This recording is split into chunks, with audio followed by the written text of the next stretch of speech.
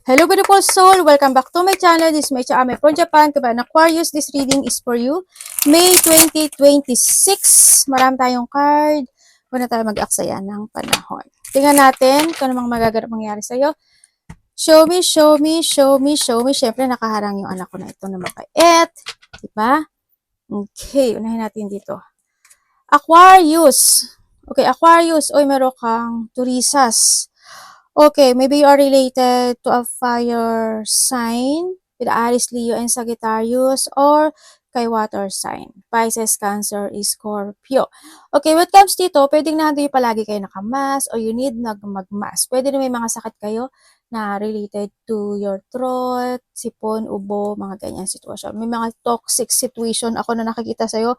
Pagdating dito kasi, parang nakatingin ka dun, di ba? Parang this is a will, endurance, vitality, tsaka courage, tsaka focus to your health din dito. No? May mga sitwasyon na hindi mapipigilan. May mga sitwasyon na pwedeng masira o nasira na sitwasyon. Yeah, may mga pagbabago. Actually, ito pagbabago to. Or maybe thinking about pagbabago, maybe. Pero siguro sa iba sa inyo, pagbabago. Pwede rin na na may mga problema, ganyan. Pero tingnan natin ibang card, may mga problema na sitwasyon, o may nakaharap ka o kakaharapin ka, pwedeng na sa, hindi sa hamon ng buhay to, Umiwas ka na lang sa mga banta. Yan, pwede may magbanta sa'yo, bantaan ka, ganyan. O ikapagbabanta mo, pwedeng nandun sa point na yon. And then also is, may mga magaganap na pwedeng magkaroon ka ng mga pagbabago when it comes sa mga layunin mo sa buhay eh. Pwedeng nandun sa point na yun. Siguro may mga babaguhin ka na. Ay dati magastos ka, ngayon hindi na. Basta may mga pagkakaroon ng pagbabago when it comes sa mga layunin in life, no? Pwedeng nandoon sa point na yun. And then, nandito rin yung point na basta maniwala ka lang daw sa sarili mo, manindigan ka, at kumilos na may clarity sa buhay. Kumbaga, doon yung point of no? May sore eyes ba kayo? Parang masama yung pakiramdam mo dito. Yun. Kumbaga, kumilos ka na may clarity ka sa buhay at may tamang layunin. Nakakaharapin, Hando yung determination at lakas ng loob ang kailangan sa iba sa inyo talaga. Parang awa tayo, may sakit. Ganun. Okay, meron kang kangaroo. Pagdating dito yung sitwasyon, kung may mga in the past na nangyari o naganap na sitwasyon na hindi talaga naging maganda, like this problem, siguro mo na siyang balikan kasi pa-forward ka na. Kung tingnan mo dito, pa-forward ka na dun, di ba? Kumbaga, this also sa pagbabago ng cycle, no? Andito rin yung point na yon. And then, andito rin yung point na as you move forward at hindi ka babalik sa nakaraan o sa dati o mga babalik ka na hindi na magandang sitwasyon o mga tao man yan, mas magiging maganda yung cycle ng buhay mo kasi yan yung pagbabago rin to, sa kangaroo. Sa nakita ko dito. Yan, kasi problema lang yun. O pwede tingnan pa rin natin ibang card, Yun ang nakikita ko sa iba sa inyo. And meron kang, yun nga, vacuum away fear. Ibig sabihin na, dito na yung point na may mga bagay ka na dapat mo talagang linisin, alisin na talaga this time. Handin din yung, yung may mga kakaharapin na sitwasyon. Kung may mga tawagin mo daw si Archangel Michael mo at saka si Archangel Raphael to lift your fear base.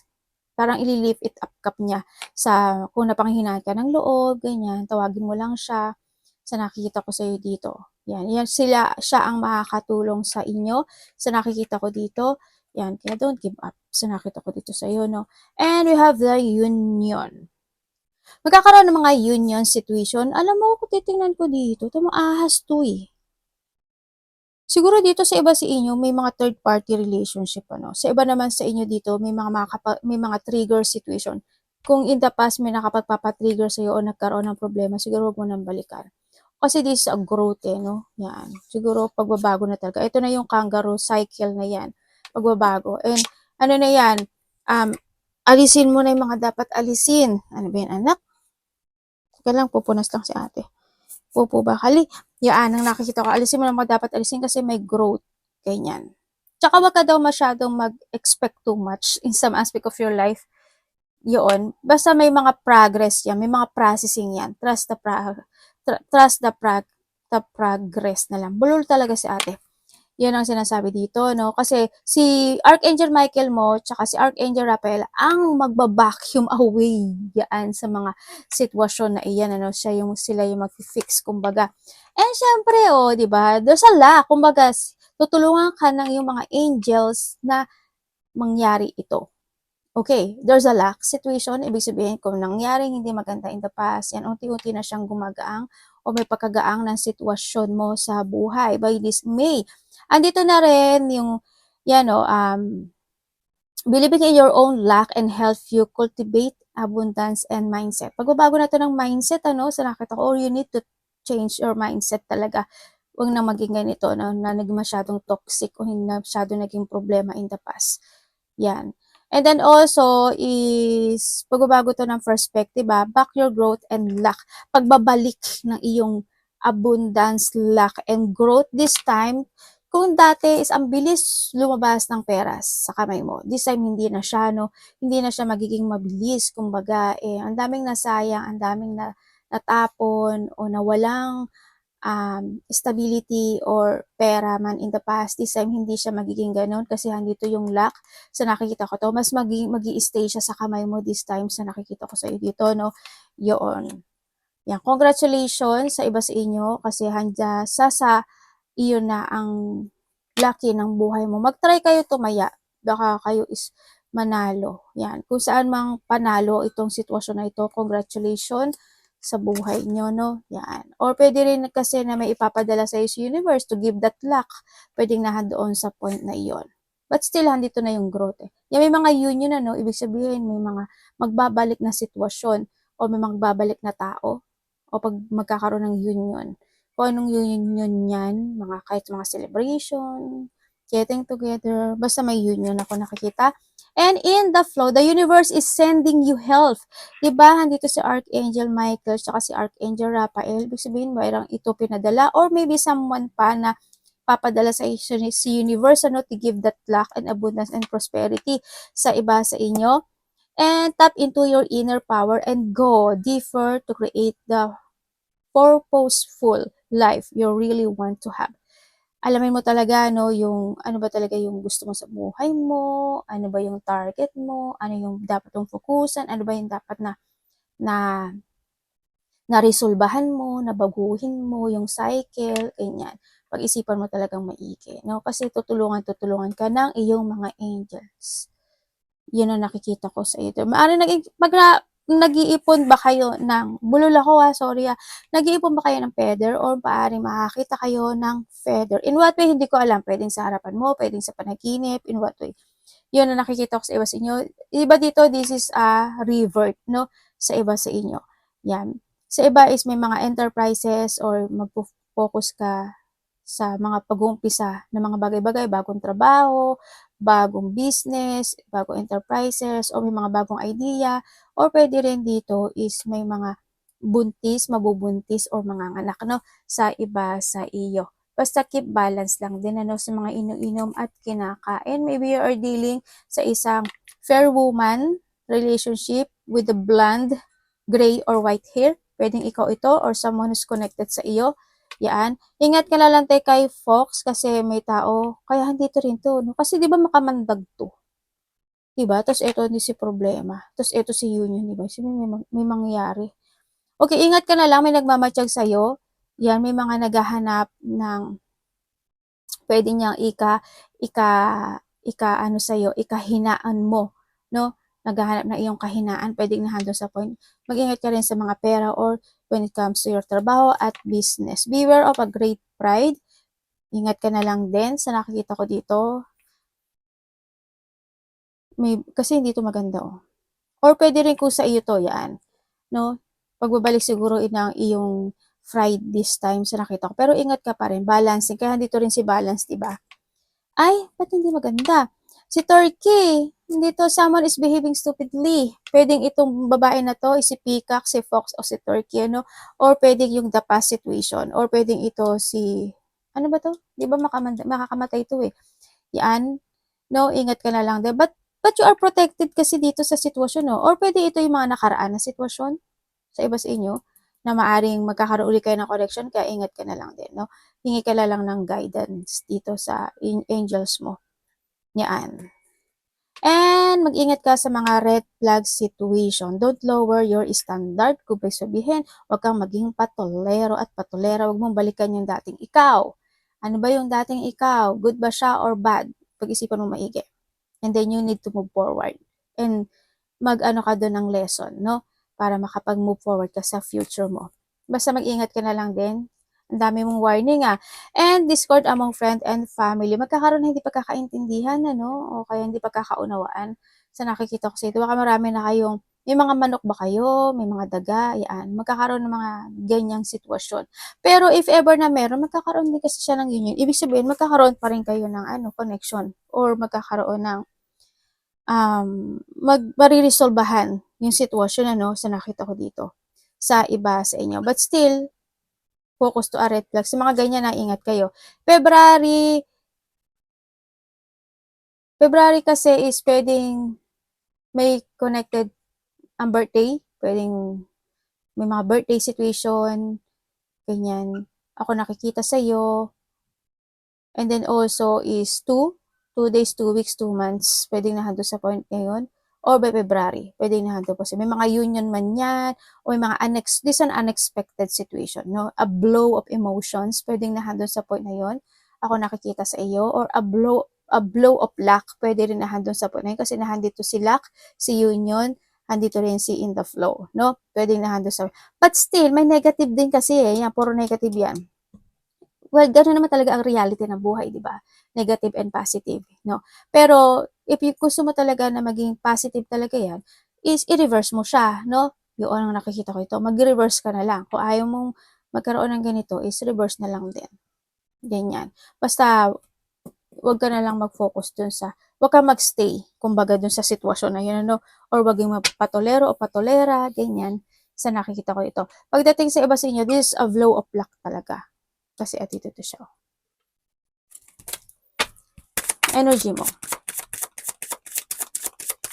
Parang pang kung titingnan ko siya dito, this is a universe, this is a union, this is an angel. Ito, pagdating dito, a good karma. Well, iba-iba kasi kayo. Kung ang maganda ang ginawa mo in the past, at naging mabuti ka talaga, good karma is coming.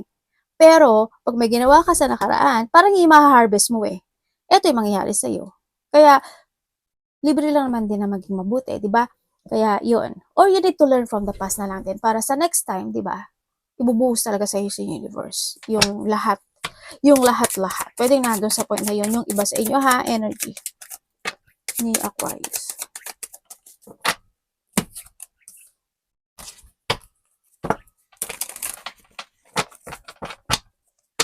Tumaya kayo, may chance kayo na manalo.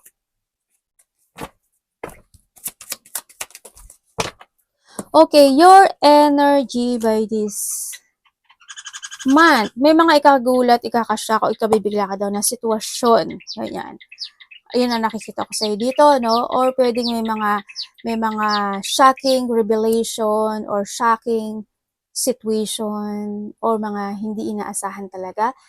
Pero handun pa rin naman yung saya sa nakikita ko dito, no? Yung may mga saya, may mga collaboration, or may mga magaganang magaganap o mangyayari. Happiness kasi rin ito, ako nakikita sa iyo. May mga bagay ka daw na iisipin, no? Na mga bagay-bagay, may mga bagay ka na iilusyonin, or may mga makakaramdam ka by this may also na excitement feelings. Hindi ko alam in what way, maybe you have a travel, may mga ikaka-excite ka, yan, may mga actions, pagbabalik ng confident mo, or pwedeng nahabing yung point na may mga new idea or mga new project ka na naiisip, maybe nahandun sa iba sa inyo, no? Okay, tingnan natin ang iyong parating.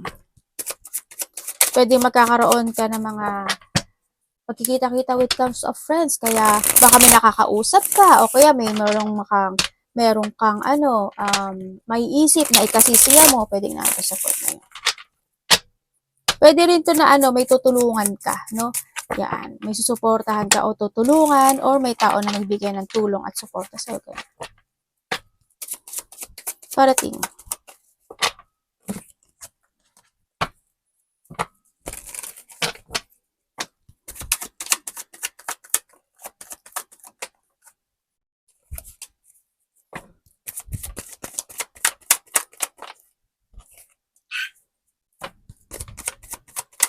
Nalo.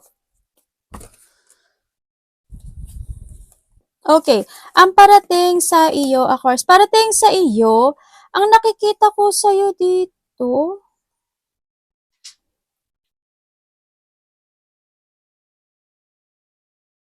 may kasisiya ka talaga. As in, may masasaya ka. Masasaya, mag-ikasisiya ka. Andito rin yung point, may mga good news situation, happiness, fulfillment, and achievement ako na nakikita sa'yo.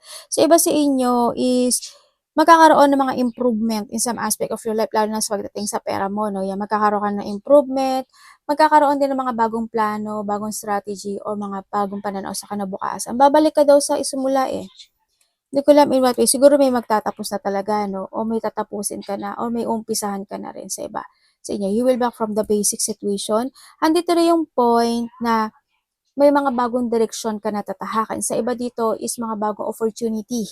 No, andito na rin talaga si cycle. Ibig sabihin is this is the beginning of the cycle happen into your life. May mga new beginning na magaganap o mangyayari sa iyo.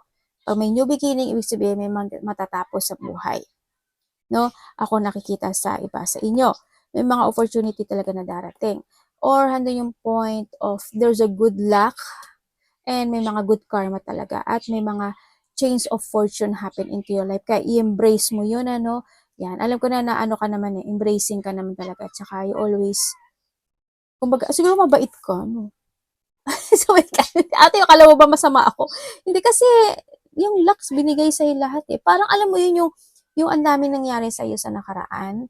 Tapos, ngayon, unti-unti niyang ibibigay sa'yo yun. Nandun sa point na yun. Kasi ito na yun, oh. Yun ang nakikita ko. There's a good luck situation na yun ang parating sa iyo. Tingnan natin. Kasi lalaya ka daw sa isang sitwasyon mo sa buhay mo. May paglaya.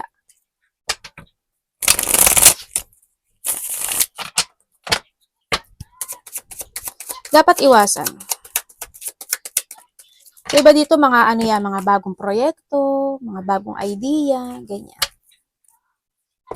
Dapat iwasan ni Aquarius.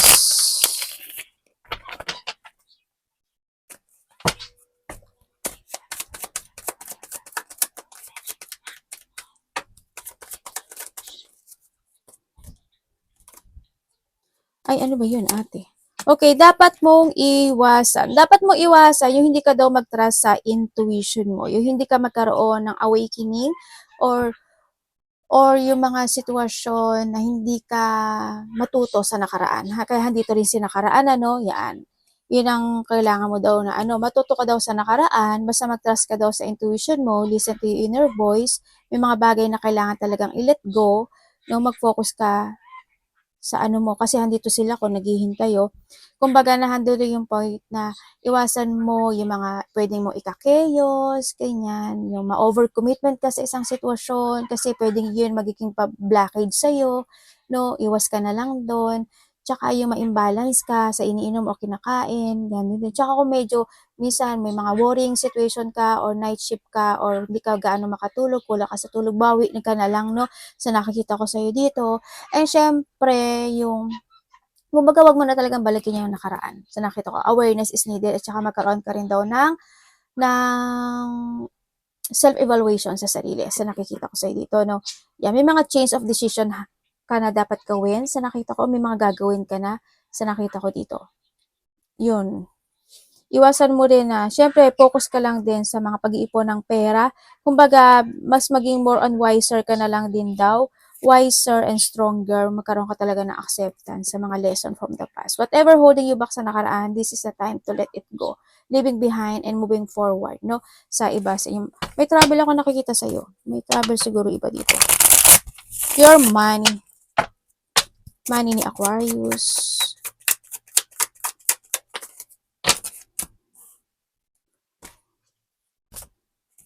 Diba dito may mga business kayo, no? Malaki man o maliit dyan.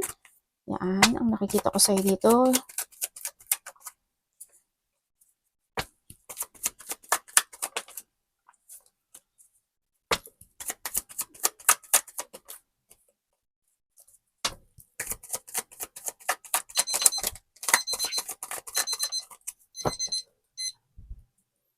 Okay, pagdating sa iyong money. Pagdating sa money mo, oo, nagkaroon ng malaki yung paglabas, ano, malaking lumabas na pera o may malaking lalabas na pera o maraming gastusin na naganap o nangyari. Ako nakita sa iyo o mangyayari sa buhay mo. But this time, yung iba sa inyo kasi mas more ka na magti-think about dun sa situation, ano, para mas magiging more on matalino ka this time.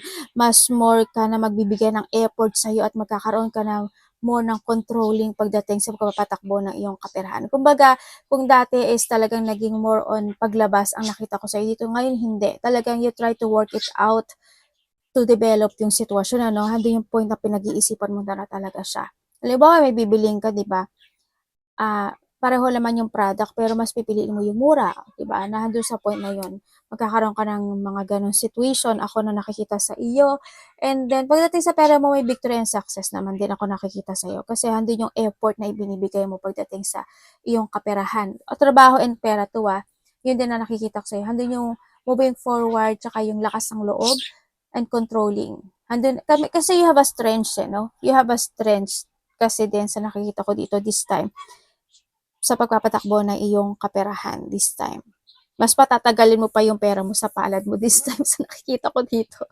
May mga bagay ka na doon, ikakat, hindi ko alam in what way, siguro, basta kung ano man yan, may mga ilelet ko or ikakat ka daw pagdating sa iyong kaperahan. Siguro dati gastos ka talaga, di ba? Dati palatulong ka siguro, ngayon hindi na, mas maminusan mo na siguro, pwedeng nahandoon sa point na iyon.